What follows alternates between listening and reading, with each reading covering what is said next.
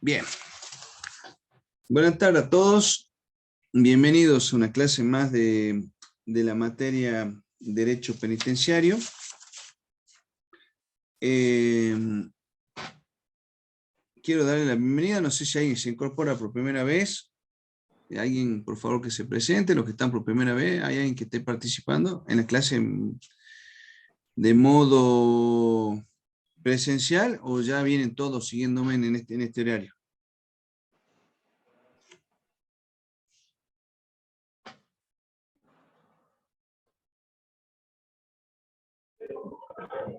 No hay ningún nuevo. Sí, ¿cómo es su nombre? Perdón. Lucas Gonza. Mi nombre es Lucas Iván Gonza. Bueno, Bien. me encuentro actualmente Usted, revisando en el 9 de julio y pertenezco a la policía de Salta. bien, perfecto. ¿Qué tipo de actividad hace usted? ¿Qué tipo de ¿Cómo? actividad hace? Yo sería oficial, me encontraría de oficial de servicio acá a la policía 9 de julio de la localidad de Orán. Ah, bien. ¿Usted está manejando temas detenidos, esas cosas o no? Exactamente, manejamos, tenemos acá 2 celdas y bueno, en cada celda hay 10 internos que se encuentran y Perfecto. otros encargados de llevar control. Bien. Usted viene siguiendo regularmente el curso, ¿no es cierto? Sí, hace poco, una semana aproximadamente, me Bien, dieron el alta acá para hacer la licenciatura.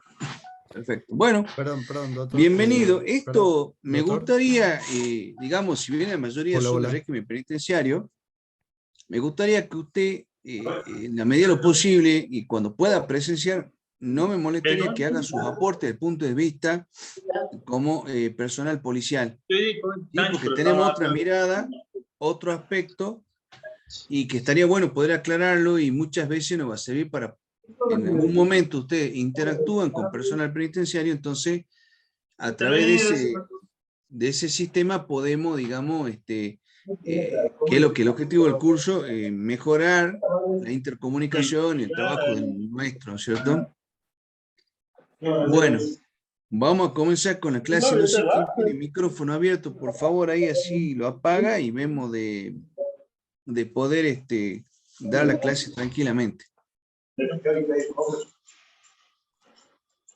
No sé quién tiene micrófono abierto, por favor. Bueno, vamos a comenzar, ¿no es cierto? Hoy nos toca ver la feliz tarea de los derechos que gozan las personas privadas de libertad. Nosotros habíamos dicho en su momento dado, cuando hablamos de los principios básicos del derecho, habíamos dicho que las personas no se ven privadas de los derechos que ellos eventualmente gozan. Por cuanto los tratados y las convenciones internacionales, ¿no es cierto?, ya nos decían que son derechos humanos, que son derechos inherentes a la persona, y que por ende esos derechos no se suspenden, no se pierden. Sí pueden ser reglamentados, sí pueden ser regulados esos derechos, pero la persona no los pierde. Entonces, tiene libre goce prácticamente los derechos, al igual que una persona que está en libertad. Puede haber, el principal derecho que pierde la persona es el derecho a su libertad, en el caso de las personas que están condenadas con pena privativa de libertad. Ahí los pierde, eso es cierto, eso es una realidad, y que se lo hace por una finalidad que es su reinserción y su reeducación social. Y cuando hablamos de las distintas medidas asegurativas que persigue el Estado, ¿no es cierto?, esa privación de la libertad va no solamente por el preso, por el interno, para buscar que mejore como persona, mejore dentro de su ámbito, sino también para la sociedad en sí, para proteger a la sociedad por un lado y para proteger al interno bajo otro aspecto y tratar de reinsertarlo mejorado a la sociedad. Vamos a empezar hablando del derecho a la vida. ¿Sí? El derecho fundamental, el bien jurídico más importante de todo ser humano, el derecho a la vida. Es que está por encima de todos los derechos, máximo estándar para un ser humano. El derecho a la vida, podríamos decir, que comprende no solamente el derecho a que hoy en día ya no existe la pena de muerte, ya ha sido abolida en la mayoría de los estados. Argentina, con la Constitución de 1853, declara la abolición de la pena de muerte como castigo. Entonces, a partir de ahí, las personas, ya no existe la posibilidad o la facultad de nadie que pueda venir y quitarme arbitrariamente la vida. Ya nadie puede hacerlo. Nadie puede privarte de la vida. Son muy pocos países, son muy contados los que aún mantienen la pena de muerte como castigo. Esto es gravísimo porque, digamos, porque el fundamento de la eliminación de la pena de muerte como castigo y de quitarle el derecho a la vida a una persona, por cuanto somos seres humanos, somos falibles, los sistemas también, los sistemas penales, los sistemas jurídicos también son falibles. Entonces muchas veces le puedo quitar la vida a una persona injustamente o a una persona que muchas veces es víctima del sistema y es inocente.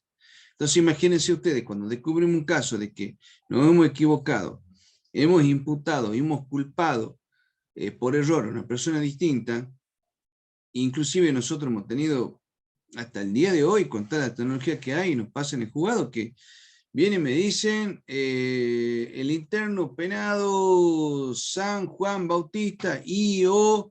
Vera Ezequiel Maldonado I.O. Entonces, con toda la tecnología, la existencia de las huellas digitales y todo lo demás, toda la informática que hay, no podemos lograr muchas veces identificar adecuadamente a una persona. Entonces, por ahí puede haber un homónimo y puedo equivocarme y bajo este régimen quitarle injustificadamente la vida a una persona.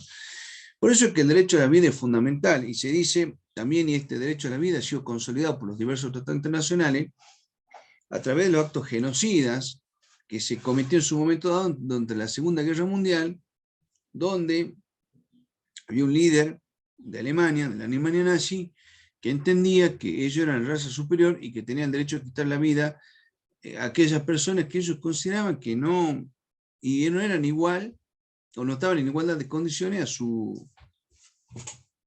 digamos, a su raza. Entonces, el derecho a la vida, bueno, no solamente se consagra con la prohibición de la pena de muerte, o la prohibición injustificada, digamos, de que alguien se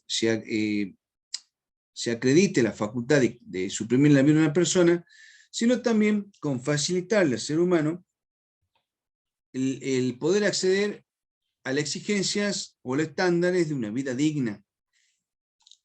Y eso también se puede lograr a través de las distintas actividades que se llevan a cabo en una unidad penitenciaria.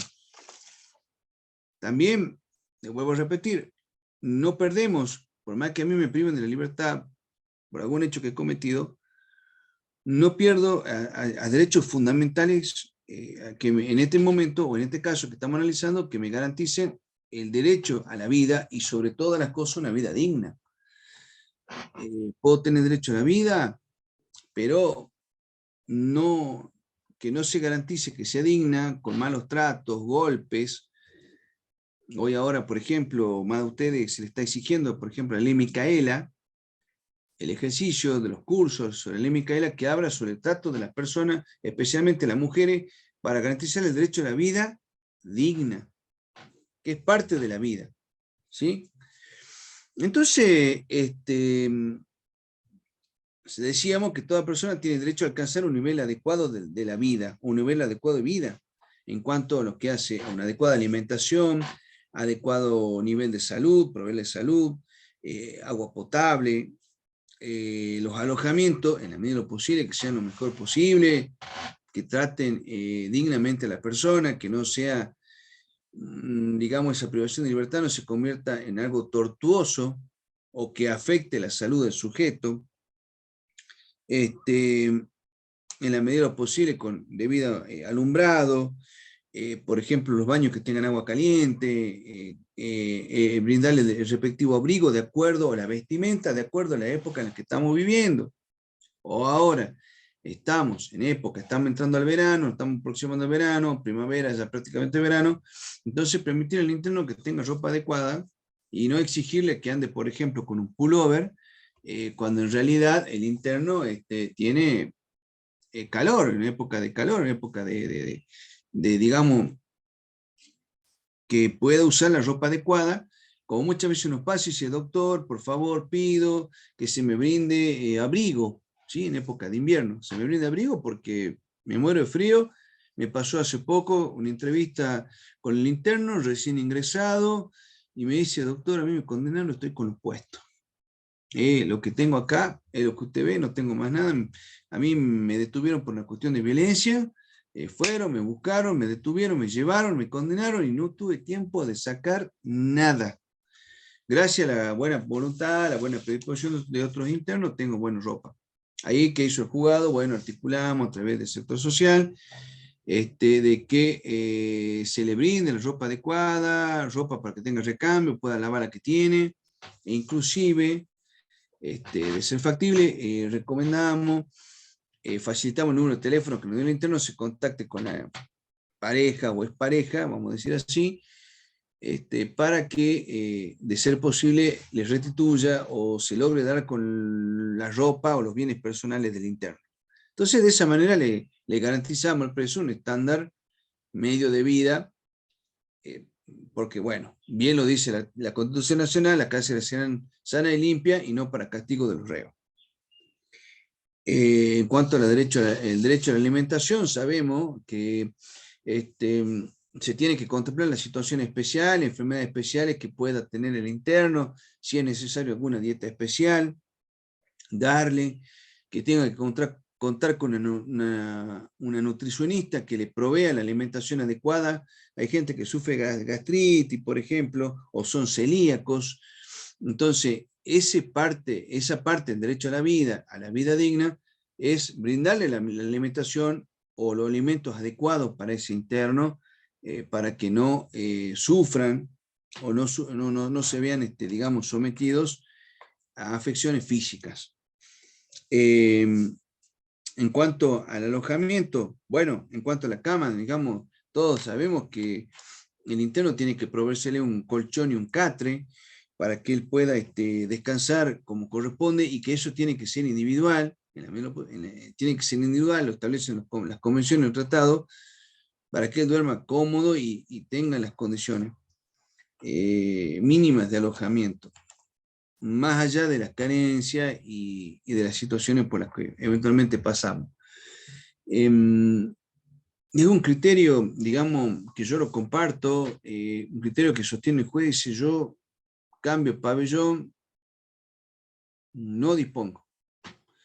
No dispongo porque justamente sabemos que se tiene que generar un cupo, hay una superpoblación, en una realidad no la desconocemos, no es que yo decía, bueno, a ver, en tal pabellón me sobran tantas camas, en el otro también sobra, no, al contrario, hay superpoblación.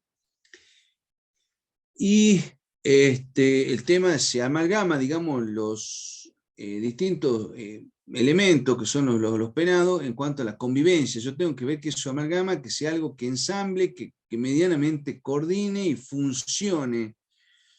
Entonces, de acuerdo a la personalidad, el estilo de vida, carácter y hábitos del penado, voy armando los grupos. Y por eso es que, hablando en cuanto a la calidad de vida, muchas veces no disponemos el cambio abrupto, ¿no es cierto?, de pabellones, porque podemos afectar sin querer, porque desconocemos las internas, que es una cuestión que la maneja el servicio penitenciario, esa situación. En cuanto a materia de salud, bueno, esto ya lo vamos a hablar más extensamente, pero es necesario que al sujeto se le garantice que alcance los estándares mínimos indispensables de salud, de asistencia médica, de ser asistido por un profesional especialista en la materia, de caso de ser necesario, de ser sometido a exámenes médicos cuando el interno lo requiera. Sabemos que el interno o los penados, toda vez que ingresan, usted lo sabe mejor que yo, debe ser revisado por médico del penal, donde se establece cuál es su condición clínica, su condición médica, si viene de otra unidad, tiene que trasladarse al legajo, y en el legajo está su historia clínica respecto a tratamiento, curaciones, dolencias que ha padecido eventualmente el interno, o si ha sido sujeto de alguna operación o algún cuidado especial que tenga que tener. ¿Sí? Pero eso ya lo vamos a ver un poco más amplio cuando tratemos el derecho a la salud. ¿Sí? Sabemos que en principio la atención es gratuita, es decir, que mejor dicho, debe acceder a través de los hospitales públicos, y no hay impedimento, no debe haber impedimento para que él acceda a los tratamientos especializados, ya sea o estudios médicos especializados. ¿Sí?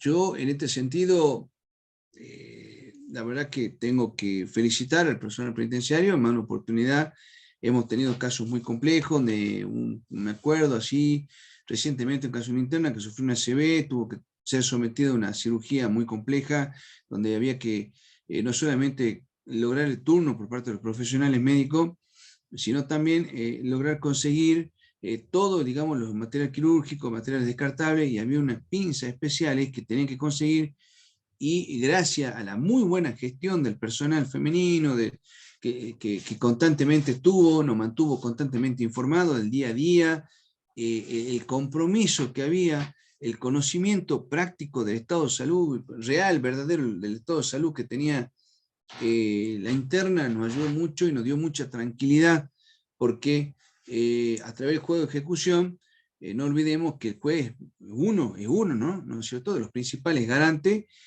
ni más ni menos en este caso, el derecho a salud de la vida de las personas. Y tiene que articular las medidas necesarias.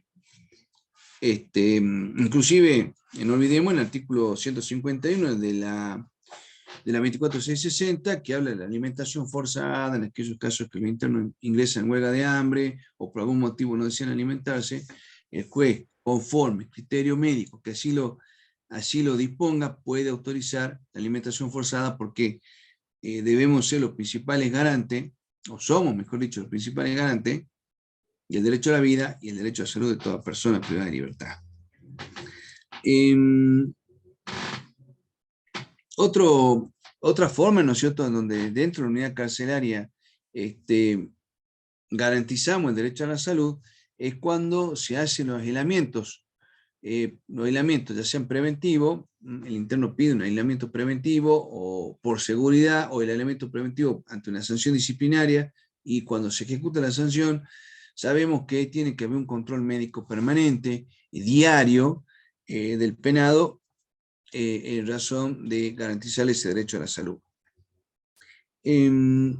También otra forma de garantizar es que las unidades carcelarias tienen que tener las instalaciones mínimas de salud, lo que comúnmente llamamos el hospital penal, donde se garantice. Y ahí, bueno, en el hospital penal nosotros sabemos que tienen la medicación mínima indispensable para asistir en los casos de emergencia, o brindarle al interno mínimamente la asistencia médica necesaria. No solamente está el médico que lo revisa, el médico que evalúa la situación, el traumatólogo, el médico clínico. Hace unos años ya también se sumó la atención odontológica, también se le garantiza al interno la atención psicológica y psiquiátrica.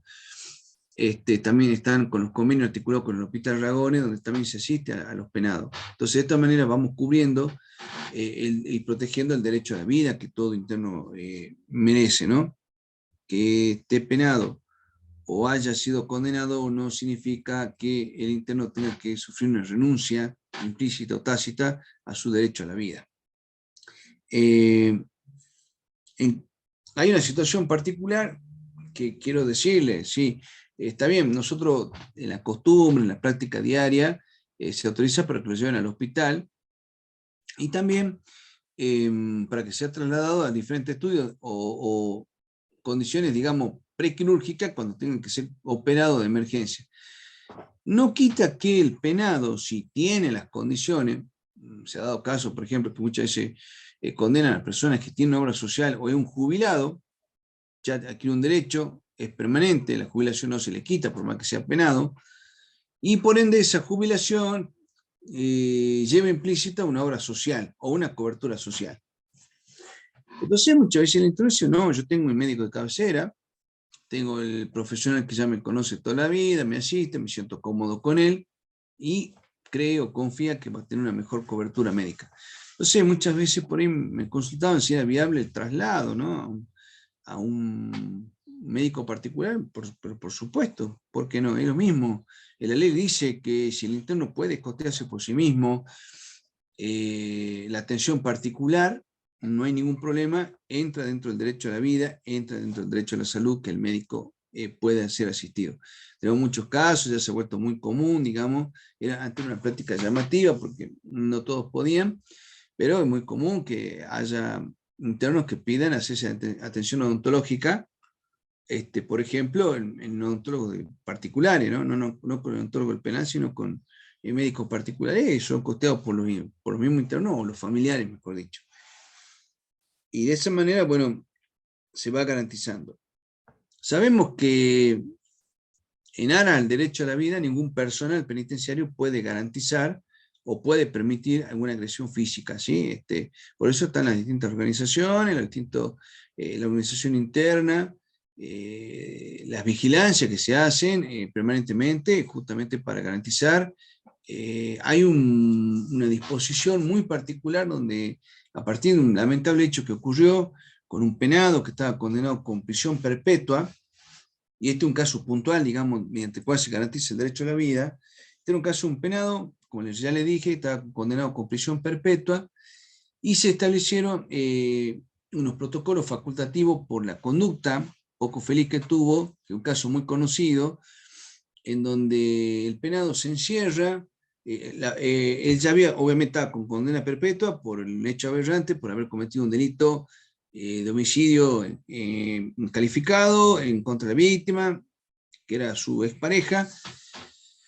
Conoce, como ocurre muchas veces en estos ámbitos de las visitas interfamiliares, entre los jueves y los domingos, conoce otra persona, sexo femenino, que resultó ser, digamos, que después en esas visitas se enamora, por así decirlo, en el interno, comienza una relación amorosa con él, tiene un hijo, y dentro de esas visitas íntimas, carcelarias que se llevan a cabo, donde se garantiza ese derecho al interno, él, por celos, ¿sí? Porque le había llegado la noticia que a lo mejor la pareja lo estaba engañando, estaba manteniendo una relación fuera del penal, la mata a ella, inclusive con el nene dentro de la celda. Bueno, a partir de este lamentable suceso, todo el servicio se modifica, este sistema de visitas se modifica, ya se da una mirada mucho más actualizada, conforme a los estándares internacionales de protección de los derechos de la víctima, y se establece los memorándum 13 y 14, en donde se dispone cómo van a ser las modalidades de visita respecto a las víctimas de los delitos por los cuales están detenidos privados de libertad los internos. ¿Sí? Hay un protocolo que tienen que hacerse primero, un examen psicológico por parte del interno como de la víctima, porque muchas veces, aunque parezca contradictorio, bueno, el personal penitenciario sabe, lo deben vivir, o por ahí la víctima no es la que denuncia a la mamá, ¿no? No, mi hija la ultrajaban, la golpeaban, la maltrataban, y ella no sé por qué no reaccionaba. Entonces se lo condena al interno. Y la víctima insiste en relacionarse con él y mantener contacto con él.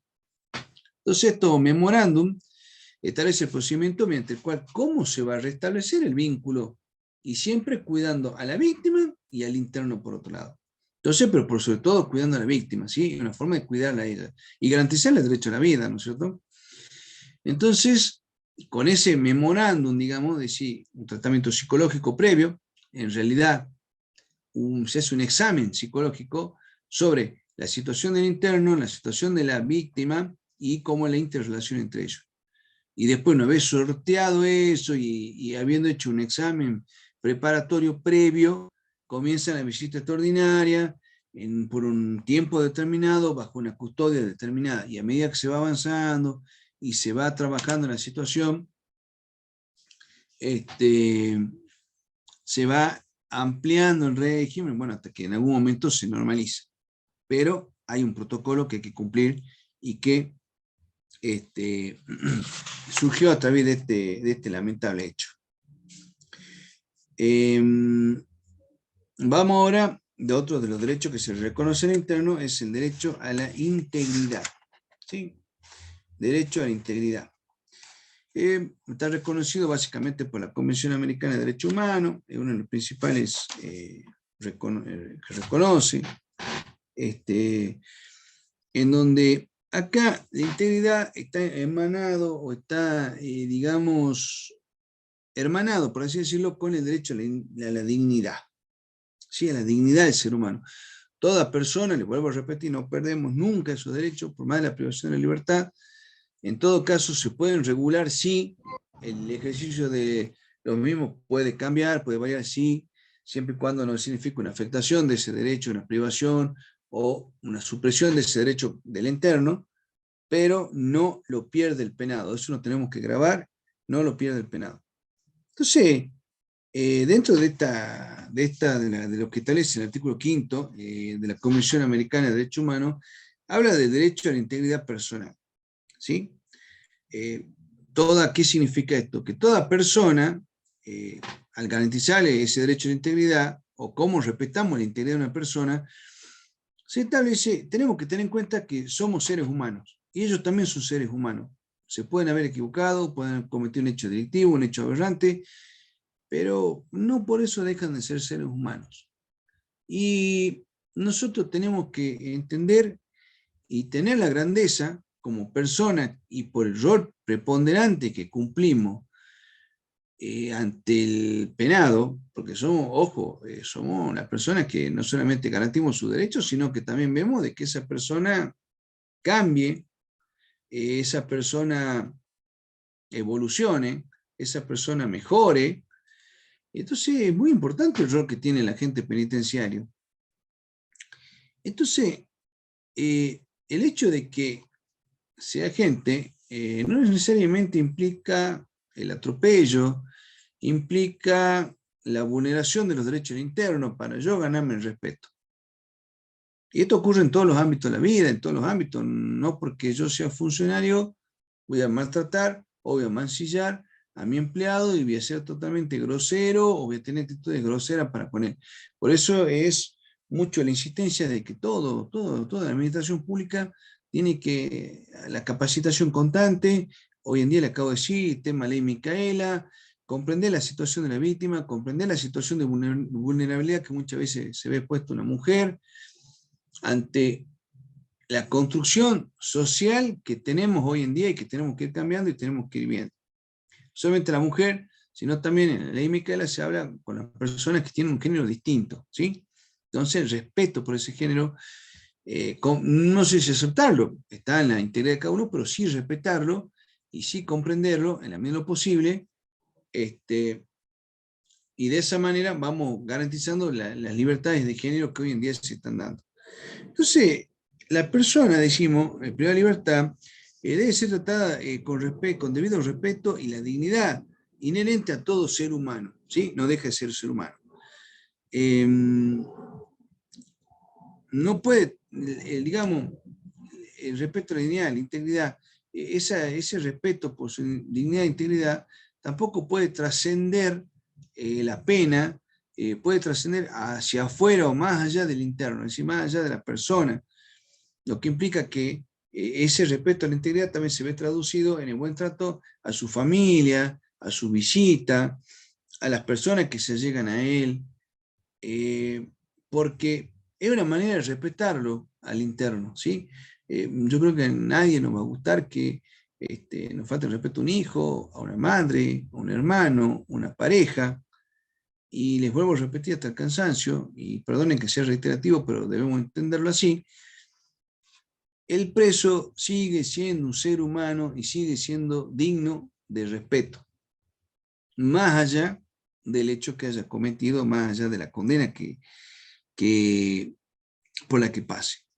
En el caso de los procesados, también hablábamos del derecho a la integridad y de la dignidad, no van a tener el mismo trámite o el mismo trato o la misma exigencia que se le efectúa a un condenado, salvo algunas circunstancias excepcionales, donde, por ejemplo, el otro día hablábamos y explicábamos el régimen anticipado de la ejecución de pena, establecido en el artículo 11, ¿no es cierto?, de la ejecución de la ley de ejecución de pena, que, bueno, el procesado lo puede pedir adelanto, y en ese caso se puede someter al régimen, sin prejuicio que ello implique que él siga siendo inocente o que se vea afectado, no implica ello la afectación del principio de inocencia.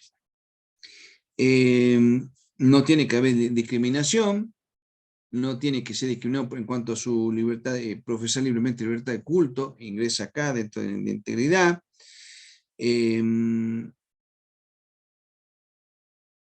Digamos, y respetarse las obligaciones mínimas que tenemos todos, digamos, en cuanto a otra parte, en cuanto a sus derechos humanos, en cuanto a sus derechos personalísimos.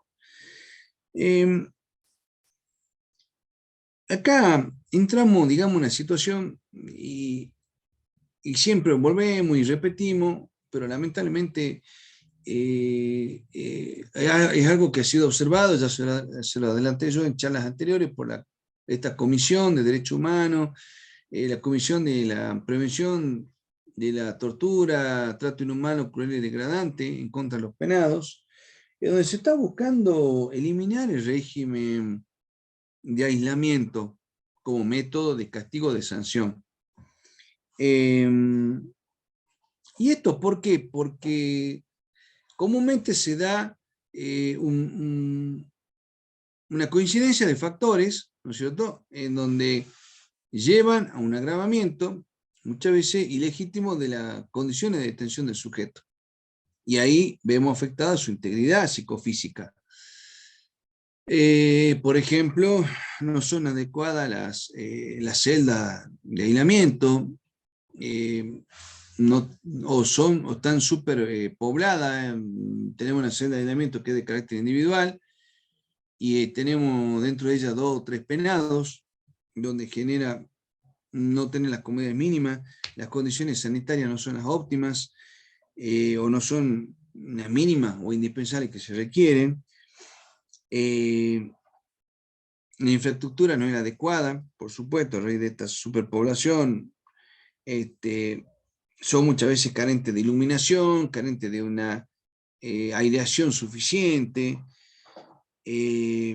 Muchas veces también una observación que se ha hecho en una comisión que ha recorrido diversas unidades carcelarias, es decir, la falta de atención médica, la falta de alimentación adecuada, que no se le brinde agua potable o agua simplemente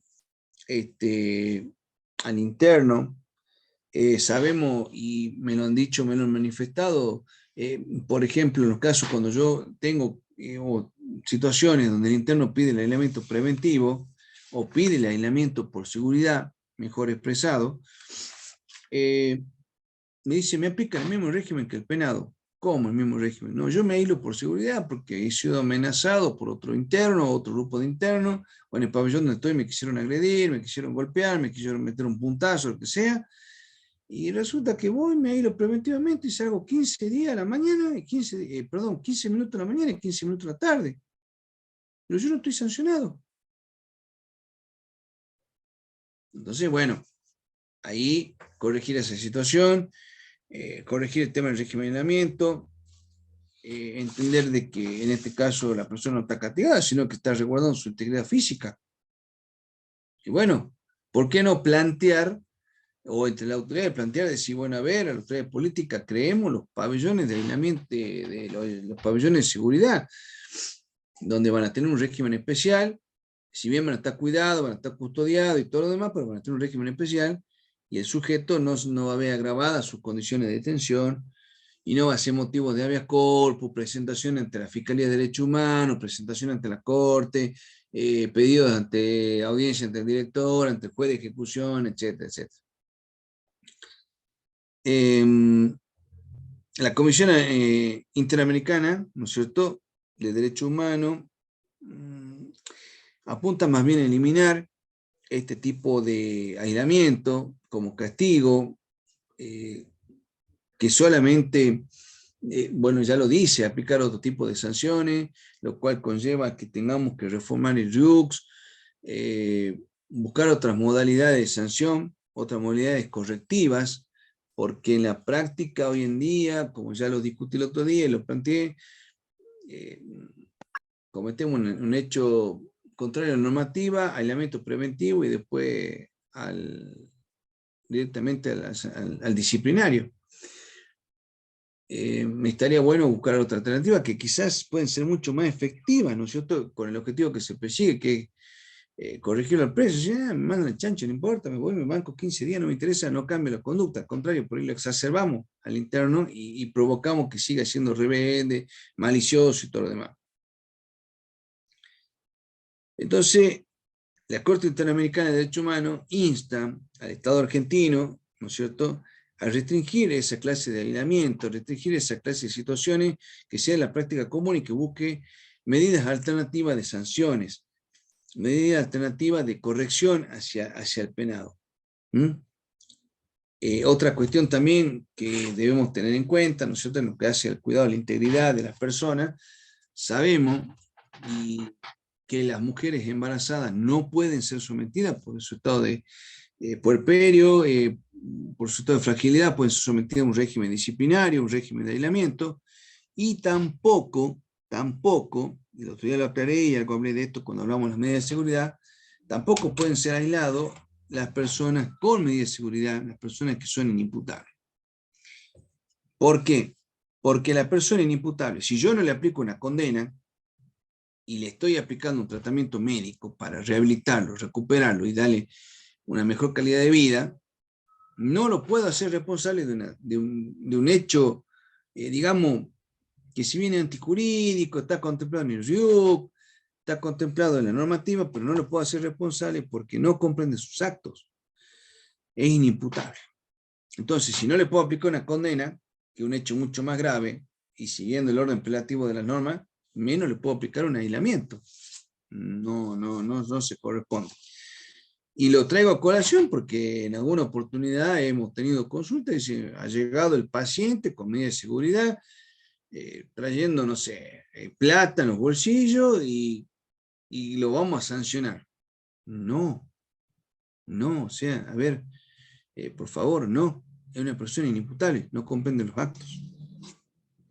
Otra cuestión de constante, digamos, reclamo y que siempre nos hacen saber los internos, las diversas entrevistas, videoconferencias, entrevistas personales que tengo con ellos, al momento de la requisa, las quejas, muchas veces del abuso, del constante hostigamiento, que lo hace muchas veces para faltar el respeto, como provocación también. Entonces, los estándares internacionales han establecido que tienen que establecerse o arbitrarse las medidas indispensables para que esas requisas sean debidamente monitoreadas y se cumplan conforme las reglamentaciones vigentes y de acuerdo a la modalidad que están establecidas. Y siempre se insiste en el respeto, ¿no es cierto?, a la dignidad de la persona y al debido trato. Que yo sea respetuoso no significa, no se traduce que yo sea blando o no sepa hacer cumplir o sepa imponer mi autoridad, ¿sí? Lo puedo hacer respetuosamente, amablemente, con seriedad, educación, y quizás llegue mucho más lejos y tenga mayores y mejores resultados al momento de efectuar una requisa. Es constante queja, digamos, o objeto de constante queja, por así decirlo. Lamentablemente siempre señalándose la autoridad. Sabemos que, bueno, los presos muchas veces también provocan al personal, de ahí donde tiene que prevalecer su profesionalismo, porque sabemos que ustedes son personas preparadas para llevar a cabo el régimen de ejecución de pena, han estudiado para ello y saben cómo manejarse. Hablando de integridad y dignidad, sabemos que hay todo un cambio social, un cambio estructural en cuanto al tema de las sexualidades. Quiero hacer una acotación, si bien estamos hablando del derecho de los presos, pero también nosotros, no olvidemos que nosotros también somos sujetos de derecho. No es todo la mirada en el otro lado, en el interno, en el penado, en el imputado, en el detenido, sino también nosotros, más allá de la función y la actividad que eventualmente desarrollamos, también somos personas que somos sujetos de derecho. Yo me acuerdo, hablaba mucho cuando, y los comentaba, yo daba derecho humano en la escuela suboficial y agente. Yo decía que era importante conocer para poder trabajar adecuadamente y para poder desempeñarme adecuadamente en mi función y conocer cuáles son mis derechos. O sea, hasta dónde puedo llegar y hasta dónde no. Entonces, muchas veces ser profesionales. Somos seres humanos, nos podemos equivocar, podemos tener reacciones quizás adversas ante los pedidos, etcétera, etcétera, o ante los planteos de lo interno. Yo sé que no es fácil, no ha pasado, hermano, por usted, que un compañero le tocó que venía en el interno, yo no quiero hablar con usted, no me interesa hablar con usted, yo quiero hablar con el juez, se levantó y se fue, y no le importó que fuera un secretario del juzgado. Entonces, le venía a colación, me fui un poco por la rama, me habían planteado una vez, y parece gracioso, ¿no? Está gracioso, parece hasta cómico. Me decía, me plantea una vez, dice, doctor, no sabemos cómo actuar, me dice, ¿no? Desde la unidad de mujeres, de la 4. ¿Por qué? No, dice, nos ingresaron una persona, digamos, trans, vamos a decir así. Y para nosotros es, dice, medio complicado, dice, tenés que hacerle la requisa, tenés que ir, inspeccionarla, revisarla cuando vuelve, dice, y es medio violento para nosotras, ¿sí? Me resulta medio contradictorio, y al mismo tiempo, dice, estamos en inferiores condiciones. ¿Cómo que están en inferiores condiciones? Sí, dice, porque no deja de ser la estructura biológica que tiene de origen. La fuerza que tiene eventualmente, me decía yo, una persona de esta característica no es lo mismo que la fuerza que tiene una mujer. Entonces nos sentimos como que disminuida. Bueno, es una cuestión que en el futuro tendrá que ver de crearse cárceles, o si bien hoy hay una minoría mínima, ínfima, y quizá no se justifica, pero con la evolución social que estamos teniendo, los cambios sociales y de pensamiento social que están habiendo, no sería descabellado armar pabellones o unidades en el futuro para personas con un género distinto, y todos, personal penitenciario, internos, interna, o como quieran llamarla, todos tengamos un trato igualitario y estemos en igualdad de condiciones. Vamos a hablar ahora, vamos a pasar el derecho a la no discriminación y la igualdad de trato. Esto está contemplado básicamente en el artículo 8 de la 24660. ¿Sí? A propósito, no le estoy mencionando el articulado de la ley, porque después le voy a mandar un trabajo práctico donde quiero que ustedes, en la normativa que aplicamos día a día, encuentren estos derechos y mínimamente me los describan. Eso va a ser parte de una actividad que yo le voy a pedir. Ya voy a empezar a tener un poquito más de actividades, vamos a ir aceitando un poco más la máquina, y vamos empezando a tener actividades y ya vamos entrando a cuestiones mucho más prácticas, mucho más dinámicas, así que se prestan para ese tipo de actividades.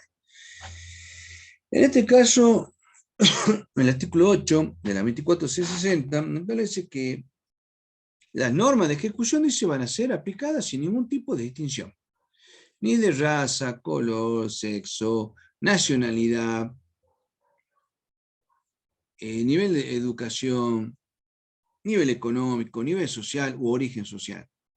Salvo, dice, la excepción se da con el tratamiento individualizado que recibe cada interno respecto al delito que ha cometido y el tratamiento que le ha aconsejado por la autoridad administrativa. Entonces, ¿qué vamos a decir acá? Ya habíamos dicho, todas las personas son iguales ante la ley y tienen, sin distinción alguna, la igual protección ante la ley. ¿sí? No dejamos de ser ser humano por más que estemos condenados o penados. Entonces, esto se plasma en ¿dónde? En la libertad de conciencia, libertad de religión, libertad de culto, proteger a las minorías étnicas o religiosas, lingüística, el derecho a que se le respete a la persona su propia cultura, su religión y su idioma. No tenemos que pensar en irnos fuera. Acá tenemos, por ejemplo, las comunidades aborígenes, donde ellos tienen su propia cultura. Entonces, tenemos que hacer un mix entre lo que es nuestra cultura, nuestras leyes y respetarlo también ellos dentro de su cultura, sus normas y todo lo demás. Pero saber respetar. Hay casos particulares, por ejemplo, cuando quizá nos toque, o ya le habrá tocado a usted dentro de su trayectoria. Bueno, por ahora estamos en un país donde hay mucho, la verdad que hay diversidad, digamos, de personas condenadas que son de países de afuera. Me ha tocado tener personas de Chile, de Perú, Bolivia, un paraguayo, y esto lo he notado y me he dado cuenta porque llegado un momento dado se lleva a cabo la extradición y es un trámite administrativo y jurídico en donde el penado con la mitad de la condena es expulsado del país, básicamente. Entonces, digamos, los distintos convenciones internacionales y los estándares internacionales establecen que en el caso de los internos que son, hablan un idioma distinto, tenemos que buscar o procurar de que él pueda entender y comprender, ¿no es cierto?, los distintos lineamientos internos del régimen penitenciario a través de un traductor. Como así también posibilitarle que pueda acceder a una persona, ya sea un diplomático, una persona de su nacionalidad, y que pueda permitir comunicarse o requerir lo que sea necesario e indispensable para que él pueda, digamos, atender sus necesidades básicas. Otra situación que tenemos que analizar es, acá dentro de este derecho que estamos desarrollando, a la no discriminación y la igualdad de trato, es que muchas veces por la falta de cupo, la falta de herramientas de trabajo, la sobrepoblación que hay, suele suceder que las personas que están condenadas a condena perpetua o que tienen condenas largas, por eso suelen quedar un poco relegados. ¿Y por qué? Y si él no lo pelea o no lo plantea y no lo discute, no lo pide, muchas veces caen en el olvido.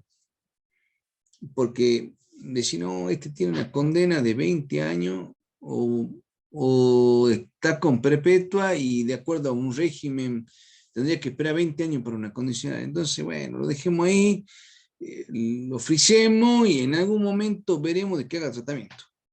¿Sí? Pero si el interno lo pide y quiere, tenemos que darle la debida atención. Y al mismo tiempo es muy importante nuestra labor tratar de no desalentarlo. ¿Sí? Primero, principal, que logre el compromiso social, el compromiso personal necesario. Pero por otra parte, ser un punto de apoyo y no desalentarlo al interno. ¿Sí? Porque más allá del hecho que haya cometido, hay que ponerse en la situación de él y decir, tengo que estar 20 años privado de mi libertad.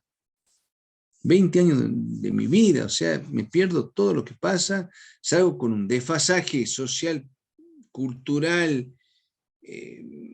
tecnológico tremendo, porque hay gente que entró donde no había celular y hoy ya estamos usando los teléfonos celulares y tenemos todas las redes sociales, computadora, y el hombre dice, che, una computadora, una portátil, que nos comunicamos por vía Zoom y él la única forma de estudiar que conocía es yendo a la escuela o yendo a cursar todos los días. Entonces, ahí no hay que tratar de no desalentarlo, tratar de desarrollar el sentido de la responsabilidad y la convención, ¿no es cierto?, internacional de derechos humanos nos dice, que nos instruye de que lo interno en estos casos también tenemos que ver de que lleguen al momento, digamos, de poder recuperar la libertad de la mejor manera o de la manera adecuada para poder hacerlo. muchas veces, estuvo con perpetua, y cuando hago así, ya le quedan 2 años y no hizo régimen progresividad, y el interno me pide, o no recupera la libertad, sino con los 15 años puede gozar ya de semi-libertad transitoria, y me doy cuenta que el interno pobre no le dice ni siquiera llegar a confianza o conciliación, y ya me está aproximando el tiempo y ya está pidiendo beneficios, y entramos en la puja entre el interno y el servicio penitenciario, el juzgado, que yo quiero, y quiero talleres, y quiero que se me dé lugar para ir a la granja, y quiero salir más de la granja, y quiero ir a vivir en la granja, y me doy con el problema de que no puedo en poco tiempo resolverle su situación. Entonces, hay que tener en cuenta la situación. En cuanto dentro de la integridad, también tenemos que ver cómo son los traslados de los presos, cómo se llevan a cabo, siempre y cuando buscando siempre cuidar la integridad, y no solamente hablamos de la integridad física, sino también de la integridad moral, de la integridad social que pueda tener el interno. Yo tuve un caso, tengo un caso, no es que lo tuve, un interno está con condena perpetua, y él inició curso de capacitación sobre la música, progresó, anduvo muy bien, y después era, por las mismas personas que lo capacitaron, era convocado como profesor, es decir, cambió su rol de ser alumno, tuvo un buen desempeño, un buen desarrollo, pasó a ser un profesor de música. Entonces el interno un día me pide una audiencia y dice, pero doctor, dice, mirá, yo me porto bien, no tengo problema, soy cascarrabia, soy medio cabrero, me dice, ¿no? Pero por favor, me dice, hay necesidad que yo vaya con las esposas y me hagan ingresar por todo el instituto con las esposas puestas, cuando van 2 o 3 personal del servicio penitenciario, y yo voy así. Entonces, eso también hay que ver dentro de la medida si es factible, si es posible, también no afectar su integridad en cuanto a lo moral, en cuanto a lo emocional, su integridad psicológica. ¿Cómo tienen que ser los traslados? Sin publicidad, los medios de transporte tienen que ser higiénicos, acorde, digamos, a la circunstancia, y bueno, tratando de evitar de ser llamativo para que el interno no se vuelva una propaganda o objeto de burla o objeto de señalamiento alguno. Vamos a pasar ahora a lo que es el derecho a la educación, un derecho muy importante para el preso. No solamente para el preso, sino para toda la sociedad. Nosotros hablamos de la resocialización del reo, y justamente uno de los principales medios, uno de los principales mecanismos que habla de la resocialización del reo, es el derecho a la educación. Está establecido por la ley 26.695, ¿no es cierto?, que el derecho es un derecho fundamental, un derecho humano de toda persona a la educación. Si hablamos de derecho humano, ¿sí?, más allá de la obligación de la ley, que tenemos que culminar los estudios básicos para poder acceder a ciertos niveles de trabajo, lo que fuera, sino que hablamos de un derecho humano. Imagínense el estándar que tenemos, que lo han equiparado el derecho a la integridad, a la vivienda, al derecho a la educación. Entonces, ¿cómo tiene que ser ese derecho a la educación? Bueno, para los presos también. Garantizar el acceso a todos los sistemas educativos, a todos los niveles educativos.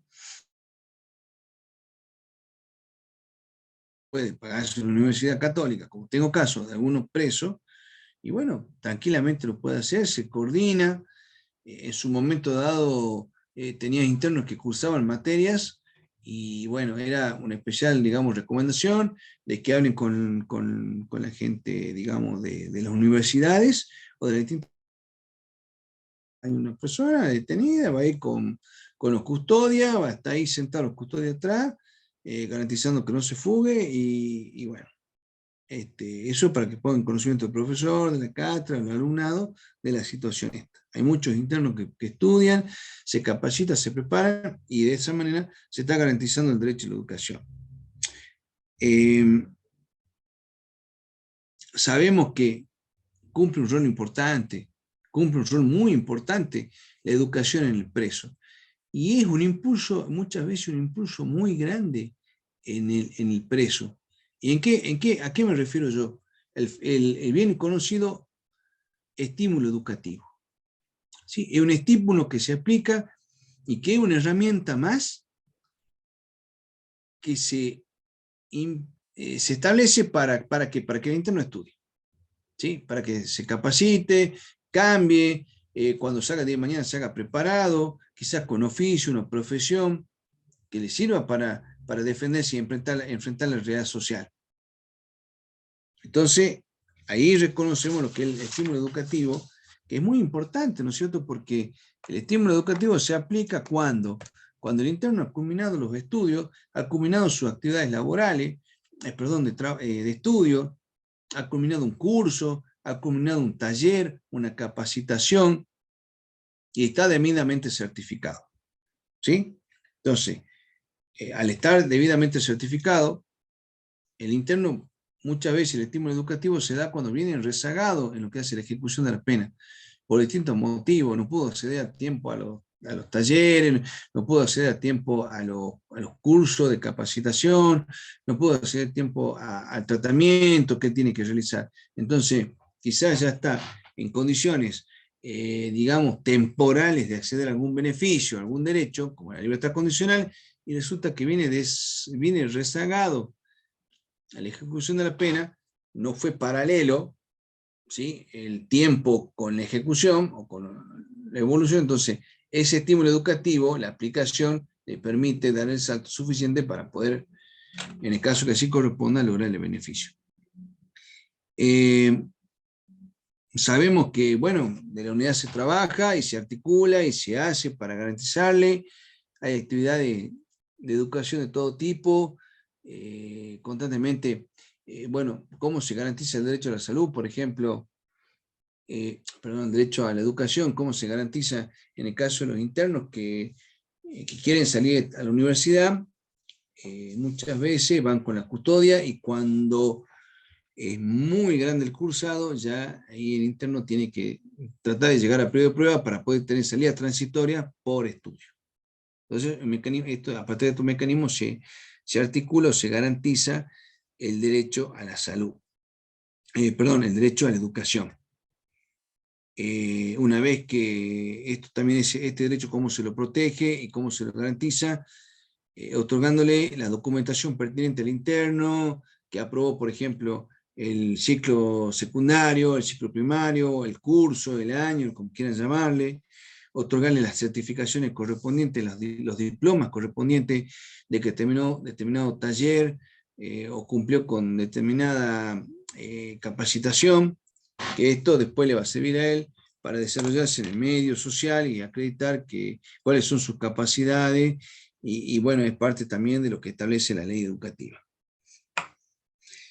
Ahora sí, vamos a entrar en lo que es el derecho a la salud. ¿Sí? ¿Qué entendemos por salud? ¿Qué es la salud para nosotros? La salud muchas veces es un estado que tenemos nosotros, un estado de un ser vivo, de un organismo, en donde entendemos por salud, decir, che, este es una persona saludable, una persona de buena salud, donde no tiene lesiones, enfermedades, deficiencia física y puede ejercer al mismo tiempo, en base a ello, plenamente su salud, su actividad o desarrollarse plenamente en cuanto a su estatus saludable, desempeñarse libremente en la vida de la mejor manera, haciendo deporte, estudiando, capacitándose, relacionándose personalmente, etc. Otra condición también que hablamos salud, tiene otro condicionante, cuando nosotros hablamos de, digamos, cuando la persona pues, se presenta lesiones físicas de inferioridad, enfermedades, entonces, a partir de ese momento, se debe dar el tratamiento necesario para poder mantener ese estado o lograr un nivel adecuado de salud de la persona. En el caso, ¿no? Donde, por ejemplo, como el seguimiento que le hace la unidad, las unidades carcelarias, como son los seguimientos que le hacen a las personas que sufren de HIV, o que están infectados por HIV, el control que se hace en la regularidad del tratamiento, la verdad que es impecable, porque ellos le hacen todo un seguimiento y le dicen, bueno, doctor, la autorización para que vaya, le hacen tratamiento y cómo conocen cómo el tratamiento, qué es lo que se le debe observar al penado, qué es lo que tienen que análisis tienen que hacerle, cuándo le corresponde la medicación, cuándo no. O sea, la verdad que ahí puedo decir que realmente en ese sentido se garantiza plenamente el derecho a la salud. Hemos tenido un caso donde había una interna que sufría, digamos, de HIV o estaba infectado, no sé si sufría, cómo llamarle, tenía HIV, y se me queja y me dice, no me están llevando, no ando bien, qué sé yo. Entonces, cuando hablo con el personal, no, doctor, la realidad es que esto se fue, se lo llevó la semana pasada, se le hizo la valoración por parte del médico profesional y entendió y dijo que la dosis que se tiene que aplicar sigue estando bien porque se le hizo un análisis de sangre, un análisis de... La verdad es que me hizo un detalle, me quedé sorprendido gratamente en lo que hace al tema de la salud. El tema de la salud lo protegemos también, obviamente, digamos, cómo se protege en el servicio penitenciario, ustedes lo saben, cada interno que ingresa o que viene de algún lugar distinto, se le hace una revisión médica, donde se hace una historia clínica del penado y se detallan aquellos tipos de dolencia o deficiencia física que pueda tener, o aquellos tratamientos o atenciones médicas que se le ha aplicado oportunamente, ¿sí? Eso es parte del legajo del interno. También se hace un análisis de acuerdo a los problemas psiquiátricos, psicológicos que pueda tener o que pueda padecer, porque es parte de la salud, el aspecto psiquiátrico, o más bien el aspecto psicológico. Se trata de determinar si el interno también a través del periodo de observación, que es muy importante, si no sufre alguna afectación, por ejemplo, alguna afectación por droga, alcoholismo, estupefaciente, bueno, y que en ese caso se tiene que establecer un tratamiento adecuado, se le hace un seguimiento, se le hace una serie de circunstancias para garantizarle la salud al sujeto, brindarle después el tratamiento por la desintoxicación y de esa manera le garantizamos el derecho a la salud y a la vida. Y mejoramos su estándar de vida, por supuesto. Sabemos que el derecho a la salud también se garantiza brindándole al sujeto los tratamientos médicos pertinentes, el acceso al médico, a los médicos especialistas, que pueda saber el diagnóstico que corresponde, que pueda acceder al tratamiento que él desee, si él quiere un tratamiento particular, lo puede hacer, ya sea un odontólogo, un psicólogo, un psiquiatra, un médico clínico, lo puede hacer. Si hay que efectuar los traslados pertinentes, hay que hacerlo, porque estamos de esa manera garantizando, o es la forma de garantizar el derecho a la salud del penado. Otra forma de garantizar el derecho a la salud es cuando, bueno, también decíamos, hablábamos hoy y allá del derecho a la vida, de brindarle al interno una adecuada alimentación, y muchas veces considerando si posee alguna situación particular que amerite una alimentación especial, por ejemplo, que sea celíaco, ¿sí?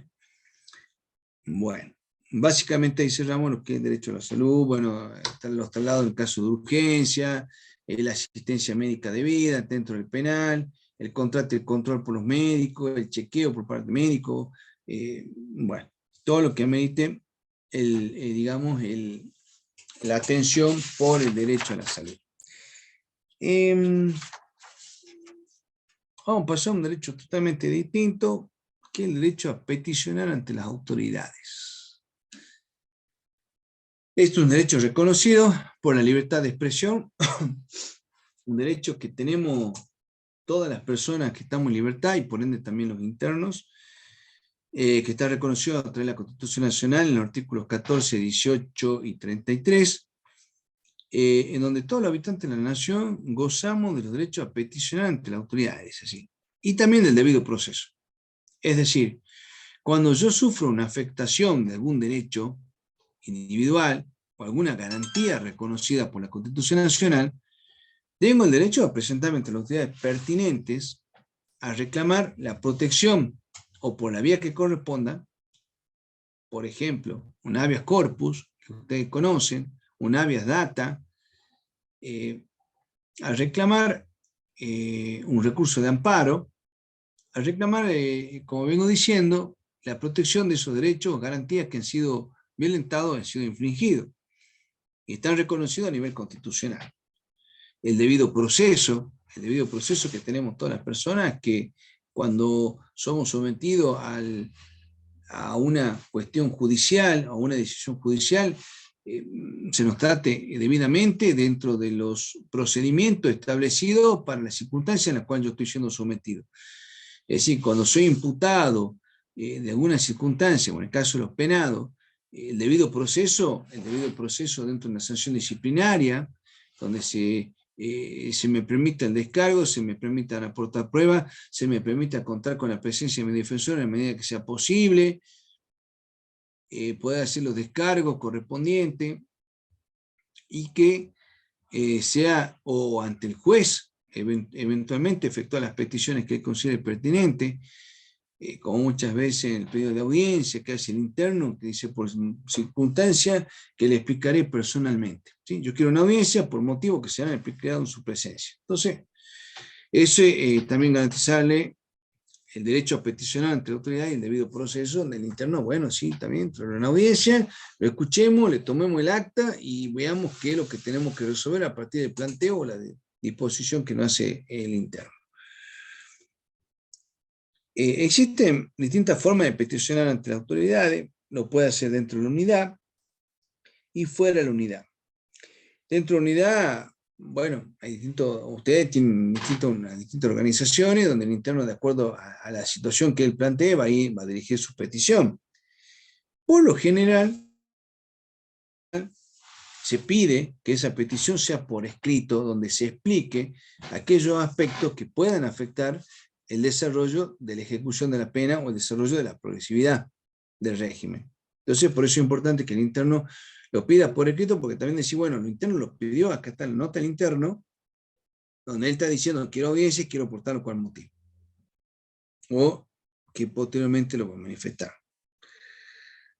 Dentro de la unidad, por ejemplo, en cuanto a la jefatura de seguridad, hablará con ellos la visita, trato de la disciplina, el servicio criminológico, ¿qué va a hablar con el servicio criminológico? El tratamiento penitenciario, las calificaciones, la jefatura de trabajo, bueno, por tema de trabajo, se le dice, por ejemplo, estoy por salir en semi-libertad y voy a trabajar convenio municipal, que se me habilite el convenio municipal. El tema de la sección de educación, bueno, educación, cultura y deporte, lo que ya habíamos hablado. La división de asistencia espiritual, garantizarle que el interno pueda acceder a garantizar libertad de culto, libertad de práctica, acceder a algún ministro, cura, sacerdote, de acuerdo a la religión que practique. Y fuera de la unidad, puede dirigir sus pedidos a Fiscalía de Derechos Humanos, al fiscal que entiende la causa, al juez de ejecución, a la Corte de Justicia, también ha pasado, a la al defensor oficial o a la Defensoría General, también tiene derecho a reclamar o a peticionar a la Procuración Penitenciaria, entre otros. ¿Sí? Bueno, con eso más o menos explicamos lo que es el derecho a peticionar ante las autoridades, el derecho a bueno, sí, peticionar ante las autoridades. Entonces volvemos a repetir, puede peticionar tanto a la autoridad administrativa como judicial. Y si quiero, hoy dice el interno, quiero una audiencia con el director de la cárcel porque tengo una situación en el pabellón, me está pasando esto, o no me llevo bien con el jefe de pabellón y tiene derecho a ser recibido y tiene derecho a ser escuchado. Vamos a ver ahora lo que es la libertad de expresión, libertad de creencia y culto. ¿Sí? Libertad de expresión, bueno, vivo en un país donde podemos hablar libremente, está prohibida la censura, yo puedo emitir mi opinión siempre y cuando no afecte la moral y los derechos de otras personas. Y sin embargo, eso también, en la libertad de expresión, está reconocido para el interno. Poder expresarse, emitir opinión, una queja, algo que sea constructivo, siempre y cuando eso no sea tentatorio o violatorio de las normativas carcelarias y no implique tampoco un daño moral, agresión o o sea, significa una provocación hacia otras personas, ya sea una autoridad administrativa u otro interno. Dentro de la libertad de conciencia, la libertad de religión, tenemos que hablar de la asistencia espiritual, ¿sí? Una de las cuestiones que se suele indagar o se recomienda que cuando el interno ingresa o ingresa recién penado o viene de otra unidad, se le consulte o conte en el legajo cuál es la religión que practica, porque nosotros en Argentina tenemos la libertad de culto, la libertad de expresión, la libertad de religión, está reconocido constitucionalmente. Entonces, a ningún interno se le puede privar de ello. Se puede profesar la religión que él quiera, digamos, puede ser, hoy en día, no solamente profesar la religión, la católica, ser testigo de Jehová, o cualquier otra religión que quiera, musulmán, budista, porque la libertad de culto así lo permite. O simplemente puede decir, no, yo no soy ninguna religión, soy ateo, no practico ningún culto, digamos, de ningún tipo. Entonces, una de las formas de garantizarle es que los internos tengan un lugar donde puede practicar su religión, de acuerdo a las costumbres, practicar el culto, los oficios religiosos. Tenemos que buscar también la forma de garantizar esa libertad de conciencia, esa libertad religiosa, esa libertad de culto, al mismo tiempo que el interno pueda recibir la asistencia espiritual por parte de su referente religioso. En el católico, por ejemplo, el sacerdote. Entonces el interno tengo acceso al sacerdote, pues llega un sacerdote. Por ejemplo, si necesito confesarme, y ahí está ejerciendo su libertad de culto y su libertad de expresión religiosa. Entonces, en cuanto a la libertad de conciencia, derecho a profesar, practicar, manifestar, conservar su religión o inclusive cambiarla a la religión, si así lo encuentra necesario el penado. Bueno, así como la Constitución Nacional reconoce la pluralidad, si bien abraza como religión oficial la católica, pero reconoce también al mismo tiempo la pluralidad de religiones, ¿no? O de prácticas religiosas. Lo mismo debe pasar entre el ámbito carcelario siguiendo los ordenamientos constitucionales. La libertad de expresión, libertad de asociación, el interno también puede expresarse con derecho libremente, hablar en su idioma, permitirle ser y recibir información en el idioma que él entienda, en el caso que sea extranjero y hable un idioma distinto al nuestro. Puede también efectuar reuniones o asociaciones, reuniones pacíficas, siempre y cuando no altere los límites o no vaya en contra de los límites carcelarios. Respetar los derechos de los demás, también respetando la salud de los demás y la cuestión moral. Entonces, básicamente, de esa manera se vería aplicada la expresión y la asociación en reunión. Derecho de la defensa. Derecho de la defensa. Esto es fundamental para todo penado. Es un derecho que no puede dejar o no puede ser descuidado. Muchas veces, y es una cuestión que todos nosotros, el personal penitenciario, la autoridad de nosotros, tenemos que ver de que el sujeto tiene que estar debidamente representado. En el ámbito penal, en el ámbito del derecho penal argentino, toda es obligación la representación de una persona por un defensor. Si la persona no designa, es decir, el detenido o el imputado o el privado de libertad no hace la designación efectiva de un profesional del derecho, el Estado tiene la obligación de proveer al defensor oficial. ¿Por qué? Porque se garantiza el ejercicio pleno de sus derechos a través de un defensor. Entonces, a partir del momento del ingreso, siempre, ¿cómo se hace o cómo se aceita nosotros? Nosotros, por lo general, el juzgado ingresa un penado y lo primero, dentro del oficio general, que decimos, tomarle un acta para que diga si continúa con el abogado que lo representa durante el proceso, previo a la condena, o designa un defensor oficial, o bueno, él ya verá cómo, o designa un defensor particular en el caso que el anterior sea oficial. Entonces, tomamos un acta y al defensor le decimos, señor, usted continúa representando al señor, salvo discusión en contra de él. Entonces el defensor tendrá que renunciar, que si no, no continúo, no sigo, lo que fuera. También se puede garantizar el cambio de abogado defensor, si así lo considera pertinente el interno. Y hay una partícula muy especial acá que hay que tener en cuenta, que podemos advertirle también, que yo cuando puedo tener contacto con los abogados, es que el abogado, y sobre todo el particular, que por ahí no lo tiene muy bien visto, trabaja en dos frentes. Judicial, ante el juzgado, y administrativo, ante la autoridad administrativa. O sea, ahí, a raíz de ahí, dice, che, a ver. Y ahí tenemos que entender, y nosotros advertir, decir, bueno, mire, cambio de pabellón, asistencia médica, visita, el ingreso de la visita, no la visita de de los familiares, acá, en la unidad. Y no tenemos que tener vergüenza, ni miedo, ni sacarnos el lazo, porque no va a venir el juez Quintero y decir, che, meterlo al pabellón, el pabellón no tengo cupo ni para un alfiler. O no es apto para el interno que yo estoy pretendiendo ingresar.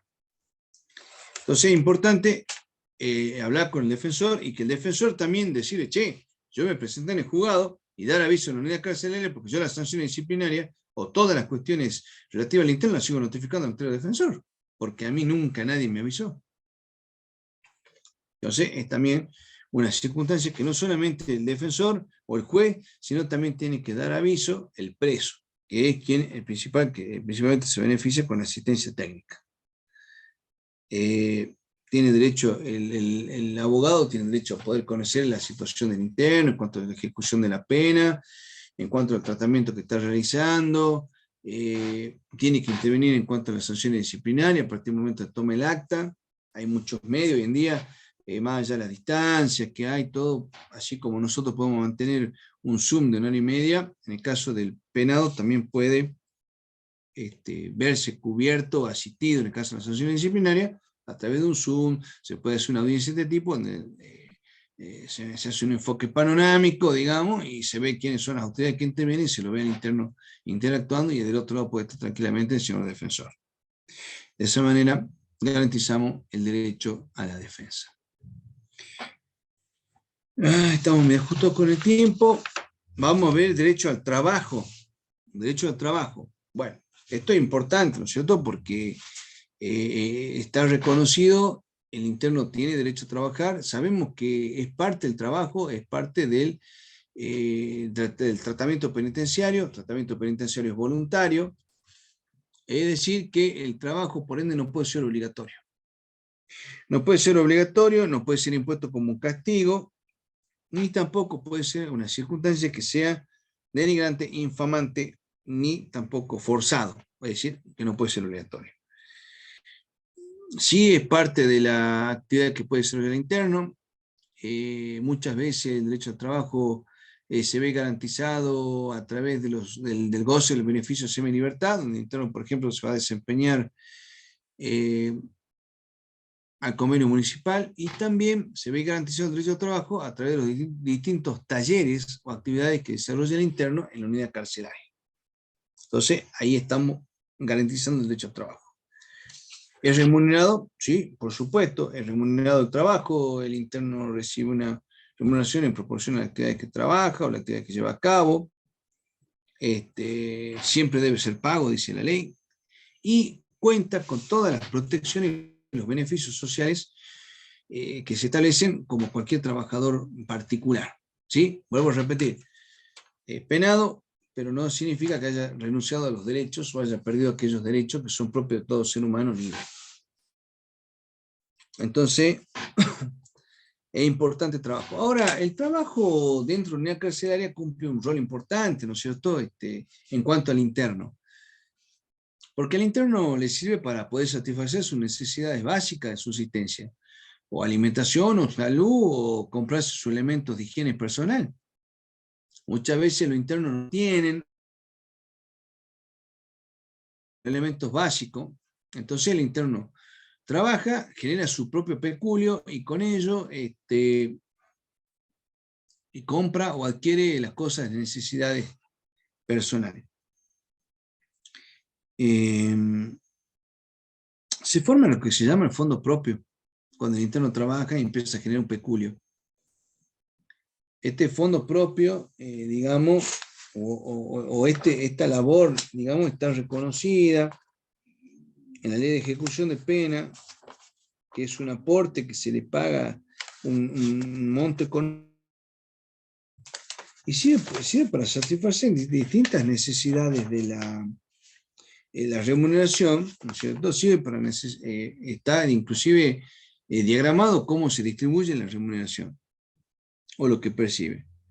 Por ejemplo, de 100%, un 10% va destinado en el caso de que sea necesaria la reparación o perjuicio que cause el interno a los bienes del Estado. El 35%, muchas veces, bueno, también cuando se le reclama al interno una cuota alimentaria, y lo puede pagar también para cumplir la asistencia civil. El 25% para los gastos que se causen en el establecimiento, y por último, el 30% que es el fondo propio, que le sirve al interno para comprarse sus elementos personales o necesidad, cubrir sus necesidades básicas. Muchas veces también en fondos propios nos ha pasado que el interno lo pide, lo requiere para poder ayudar a su familia, ¿sí? O cuando la familia no tiene como, son de un carácter muy básico económicamente, entonces el interno ayuda a su familia económicamente con su trabajo y su peculio. Entonces le pide autorización al juez para que se libere el fondo propio, justificando el porqué. Obviamente, basta decirlo que tiene que ser un fin lícito. Es si compra, nos pasa una época del año, decir la compra de útiles para mi hijo que van a empezar el colegio. Entonces el juez dice, bueno, también autorizo se puede autorizar hasta 30%. El juez en algunos casos, cuando ha visto que el monto era medio poco, medio chico el peculio que tiene el penado, autorizó un poquito más. Pero por lo general es hasta un 30%, para que el interno de esa manera pueda ayudar y colaborar con su familia y cubrir lo básico, lo indispensable.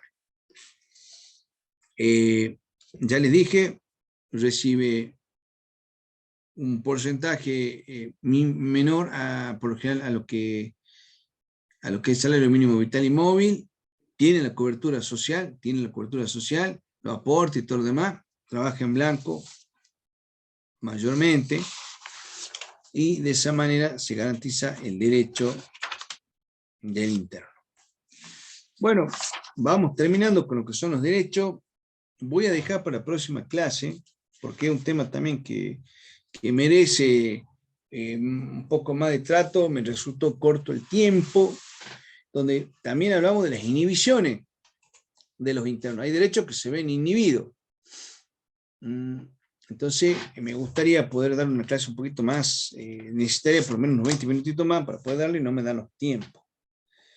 En donde ahí hablamos de cuáles son los derechos básicos, ¿no es cierto? De los penados, qué es lo que se les reconoce, qué es lo que se inhibe.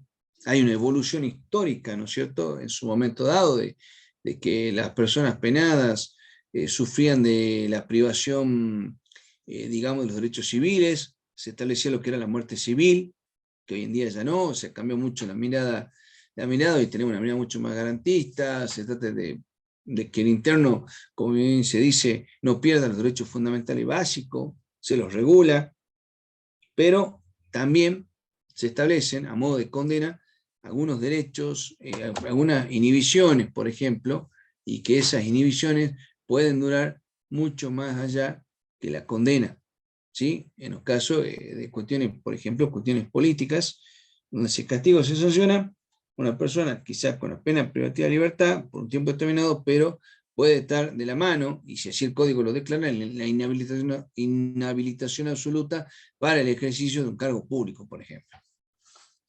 Es un tema que lo vamos a dejar para la próxima clase. Vamos a discutir un poquito la actividad que yo lo voy a dejar ahora. Ya les voy adelantando, ya les voy a compartir el material de la clase que di hoy.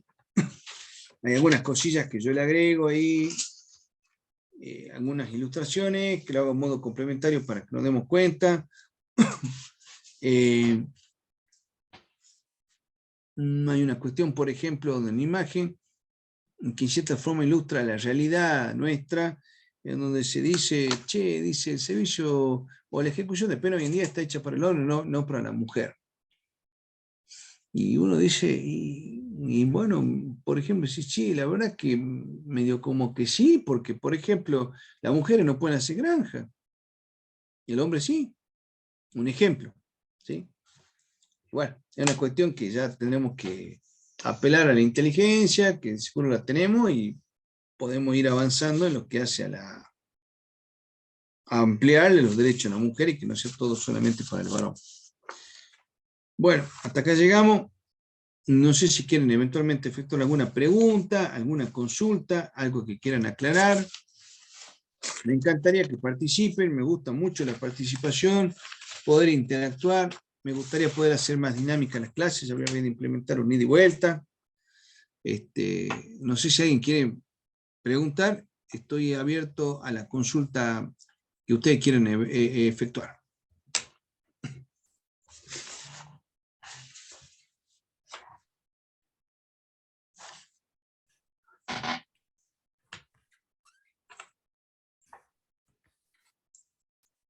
¿Alguien le quedó una duda? ¿Entendieron todo? ¿Son todos sumamente inteligentes? ¿O algún tema de alguna clase pasada que quieran comentar, que quieran charlar?